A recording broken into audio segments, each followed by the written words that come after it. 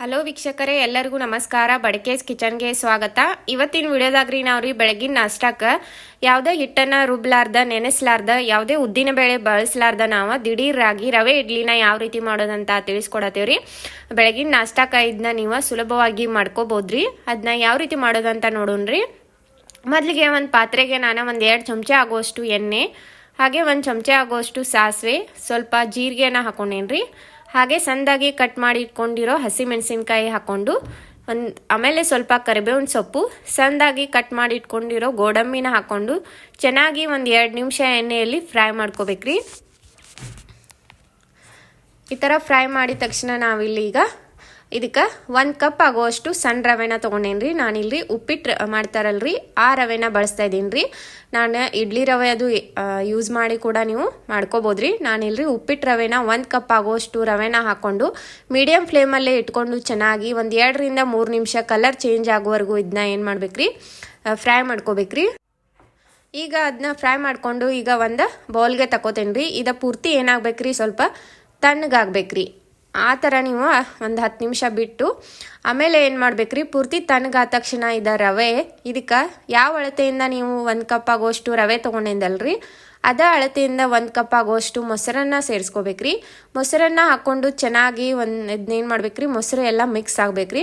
ಹುಳಿ ಮೊಸರು ಇದ್ರೂ ಕೂಡ ನಡಿತೈತ್ರಿ. ಈ ಥರ ಗಟ್ಟಿ ಮೊಸರನ್ನ ಹಾಕ್ಕೊಂಡು ರವೆ ಎಲ್ಲ ಮಿಕ್ಸ್ ಆಗುವವರೆಗೂ ನಾವು ಇದನ್ನ ಚೆನ್ನಾಗಿ ಮಿಕ್ಸ್ ಮಾಡ್ಕೋಬೇಕ್ರಿ.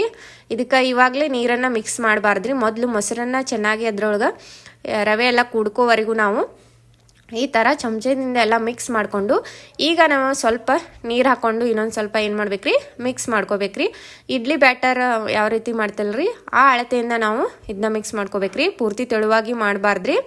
ಆಮೇಲೆ ಸ್ವಲ್ಪ ಕೊತ್ತಂಬರಿ ಸೊಪ್ಪು, ರುಚಿಗೆ ತಕ್ಕಷ್ಟು ಉಪ್ಪು, ಹಾಗೆ ಒಂದು ಸ್ವಲ್ಪ ಅರ್ಧ ಚಮಚ ಆಗೋಷ್ಟು ಬೇಕಿಂಗ್ ಸೋಡಾನ ಹಾಕೊಂಡೇನ್ರಿ. ಇದನ್ನ ಎಲ್ಲನೂ ಹಾಕ್ಕೊಂಡು ಮಿಕ್ಸ್ ಮಾಡಿಕೊಂಡು ನಾವೇನು ಮಾಡ್ಬೇಕ್ರಿ, ಈಗ ಇದನ್ನ ನೆನೆಕಿಡೋದ್ರಿ. ಸ್ವಲ್ಪ ಒಂದು 10 ನಿಮಿಷ ನೆನೆದ್ರೆ ಸಾಕ್ರಿ. ಮೊಸರು ಎಲ್ಲ ಚೆನ್ನಾಗಿ ಮಿಕ್ಸ್ ಆಗ್ತದ್ರಿ. ಈ ರೀತಿ ಮಾಡಿ ಒಂದು ಪ್ಲೇಟನ್ನು ಮುಚ್ಚಿ ಒಂದು 10 ನಿಮಿಷ ಇದನ್ನ ನೆನೆಕಿಡೋಣ್ರಿ. ಭಾಳ ಹೊತ್ತೇನಿಲ್ರಿ, ಒಂದು 10 ರಿಂದ 15 ನಿಮಿಷ ಇಟ್ಟಿತ್ತಂದ್ರೆ ಚೆನ್ನಾಗಿ ರವೆ ಎಲ್ಲ ಮೆತ್ತಗಾಗ್ತದ್ರಿ, ಎಲ್ಲ ನೆನೆದು ಮೊಸರಲ್ಲಿ. ಆಮೇಲೆ ಈಗ ಸ್ವಲ್ಪ ನಮ್ಗೆ ನೋಡಿಕೊಂಡು ಎಷ್ಟು ಬೇಕಲ್ರಿ ನೀರು, ಅಷ್ಟು ನೀರು ಹಾಕ್ಕೊಂಡು ಇದನ್ನ ಮಿಕ್ಸ್ ಮಾಡ್ಕೊಂಡ್ರಿ.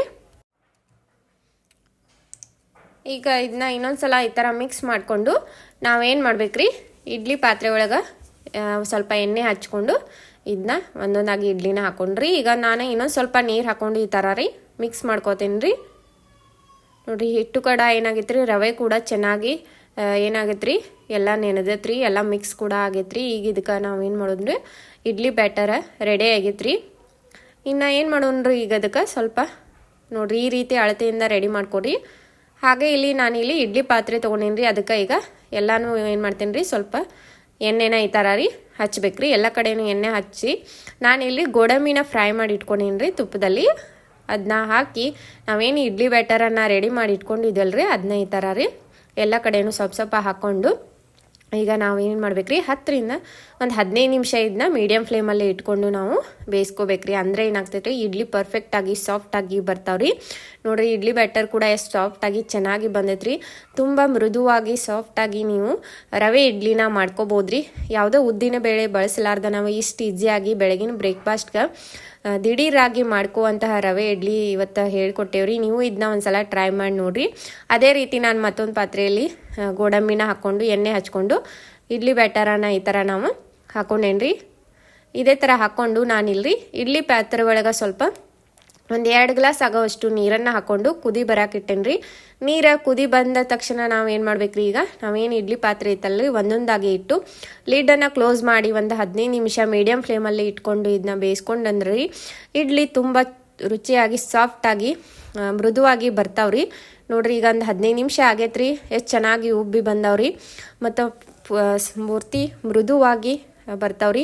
ನಾನಿಲ್ಲಿ ತೋರಿಸ್ತಾ ಇದ್ದೀನಿ ರೀ. ಚಮಚಲೆ ತೆಗೆದು ಕೂಡಲೇ ಒಂದು ಸ್ವಲ್ಪನೂ ಪಾತ್ರೆಗೆ ಹತ್ತಲಾರ್ದ ನಾವು ಎಷ್ಟು ಚೆನ್ನಾಗಿ ಎದ್ದು ಬರತ್ತವ್ರಿ ಇಡ್ಲಿ.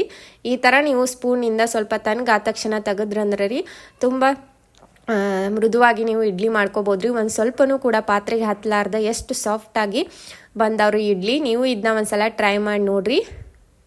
ಹೇಗಿದೆ ಅಂತ ನಮ್ಗೆ ಕಮೆಂಟ್ ಮೂಲಕ ತಿಳಿಸಿ. ಹಾಗೆ ನಮ್ಮ ಚಾನಲ್ನ ಸಬ್ಸ್ಕ್ರೈಬ್ ಮಾಡಿ, ನಿಮ್ಮ ಫ್ರೆಂಡ್ಸ್ ಫ್ಯಾಮಿಲೀಸ್ಗೂ ಈ ವಿಡಿಯೋಸ್ನ ಶೇರ್ ಮಾಡಿ. ಮತ್ತೆ ಹೊಸ ಹೊಸ ರೆಸಿಪಿಯೊಂದಿಗೆ ಭೇಟಿ ಆಗ್ತೀವಿ. ಅಲ್ಲಿವರೆಗೂ ಧನ್ಯವಾದಗಳು.